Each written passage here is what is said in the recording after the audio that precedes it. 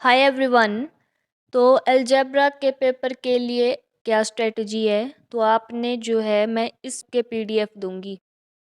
इसमें मैंने टिक लगाए होंगे, स्टार और इम्पोर्टेंट लिखा होगा। तो ये है आपके पेपर के लिए इम्पोर्टेंट और यही आपने पढ़ के जाना है वहाँ पे। सेक्शन बी के लिए बड़े क्वेश्चंस के लिए इतना ही आपने करना है, जो इम्पोर्टेंट बताया है वही। और एक आध क्वेश्चन अगर अलग सा आ गया तो उसको आप मेथड लगा के कर सकते हो, क्योंकि मैथ में मेथड ही चलेगा। प्रॉपर्टीज़ आपको आनी चाहिए। आप फिर प्रॉपर्टी लगा के वहाँ पे कोई भी क्वेश्चन कर सकते हो, वैल्यू डिफरेंट करके आई हो चाहे जो मर्जी। और कंपलसरी सेक्शन के लिए आपने पूरी बुक की जो डेफिनेशंस होती है, यहाँ से क्वेश्चन आता है कंपलसरी में। या तो आपको ये जैसे क्वेश्चन है तो यहाँ से बना देंगे, आपको जो है fill in the blanks compulsory section में आ जाएगा आपको यहाँ से कि set of integer does not form a group under dash. इस तरह से या इधर डैश कर देंगे। जैसे यहाँ से आ जाएगा कि set of rational number dash form a group under multiplication, तो वहाँ पे होगा डज नॉट। इस तरह से डेफिनेशन आ जाएगी, यहाँ से फिल इन द ब्लैंक्स बना देंगे। तो ये आपको कंपलसरी के लिए पढ़ना है, ये डेफिनेशंस, इनके एग्जाम्पल। जैसे यहाँ से आ जाएगा कंपलसरी में कि the identity element of a group is unique, show, या show that the inverse of each element of a group is unique. इनकी डेफिनेशन, इनकी प्रॉपर्टीज़, इनके एग्जाम्पल्स। ठीक है, ये वाले एग्जाम्पल इस तरह से जो दिए होते हैं डेफिनेशन के एग्जाम्पल, या तो ये रिमार्क यहाँ से भी आ जाते हैं।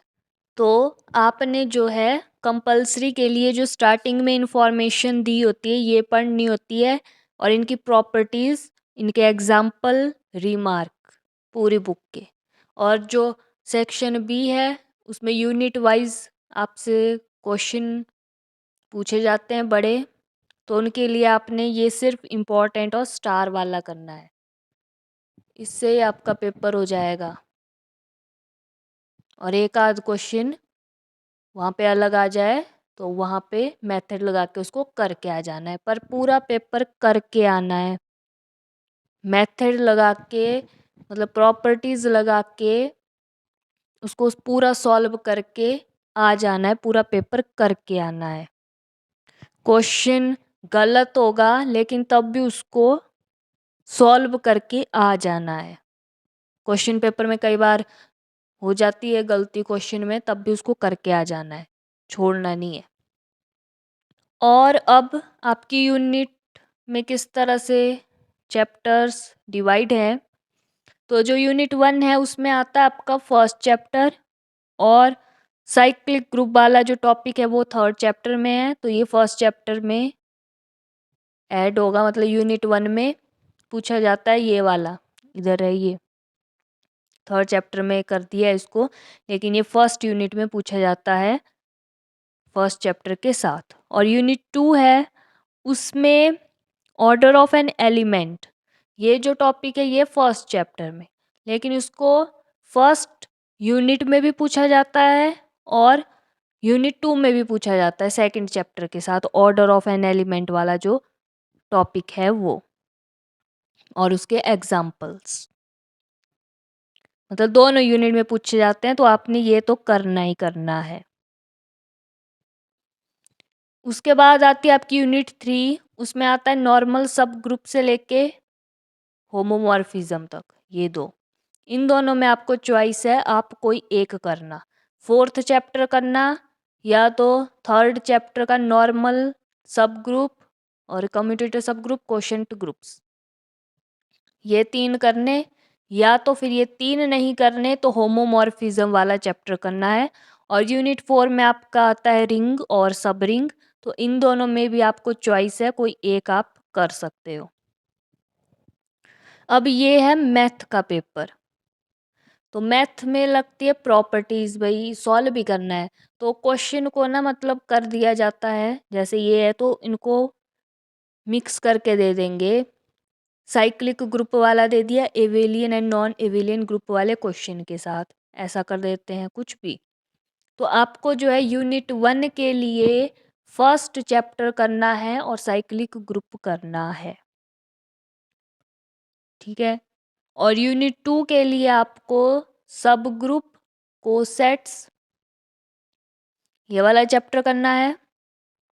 और ऑर्डर ऑफ एन एलिमेंट तो करना ही करना है, इसको छोड़ सकते हो लाग्रांजे थ्योरम को आप, लेकिन ऑर्डर ऑफ एन एलिमेंट आपको करना ही करना पड़ेगा सेक इसमें यूनिट 2 में।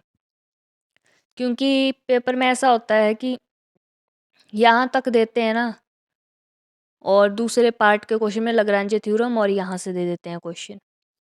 लेकिन ऐसा भी हो सकता है कि मैथ है तो मिक्स करके दें, तो ऑर्डर ऑफ एन एलिमेंट वैसे भी यूनिट 1 में आता है और इसमें तो कुछ भी आ सकता है, तो ऑर्डर ऑफ एन एलिमेंट हो जाएगा यूनिट 2 के लिए भी और यूनिट 1 के लिए भी। तो लाग्रांजे थ्योरम आप छोड़ सकते हो, स्किप कर सकते हो। सब रिंग में इस वाले ये छोटा चैप्टर है ना, पर इसमें जो उसके साथ जो भी क्वेश्चन आता है ना, वो उसमें आपको मतलब सेम टू सेम क्वेश्चन नहीं आता बुक से।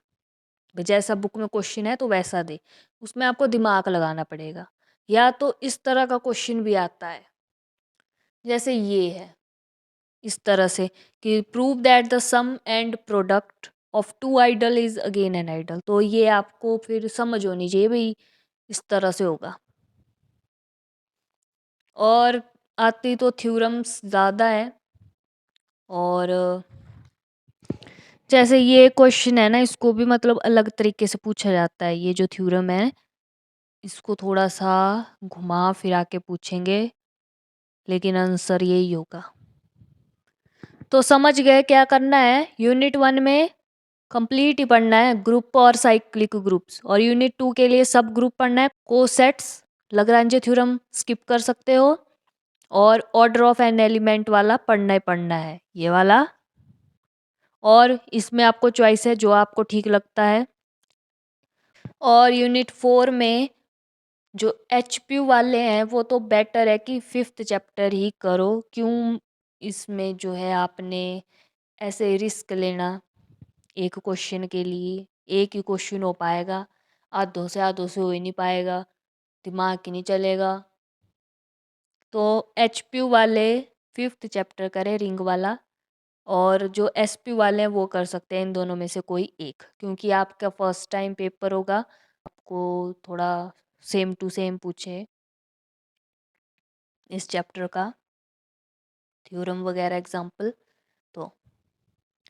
तो आपने इन यूनिट्स के लिए जो आप चूज़ करोगे उसके लिए आपने स्टार और इम्पोर्टेंट वाला पढ़ना है, उसको ही पक्का करके जाना है, उसमें से ही आपका पेपर आएगा। मैक्सिमम पेपर आएगा, पूरा भी आ सकता है। एक आध क्वेश्चन चलो बाय चांस आ गया तो उसको मेथड लगा के कर देना। अब इतनी समझ तो आपको इन क्वेश्चंस को करके भी आ जाएगी कि किस तरह से हमने क्वेश्चन को करना है। इस बुक का ऐसा है कि इतना कम पढ़ो लेकिन परफेक्टली पढ़ो, जितना मैंने ये बताया उसको ही परफेक्टली पढ़ो। और ये जो पीडीएफ है ये डिस्क्रिप्शन बॉक्स में होंगे, वहाँ से आप इनको देखो और पढ़ना शुरू कर दो।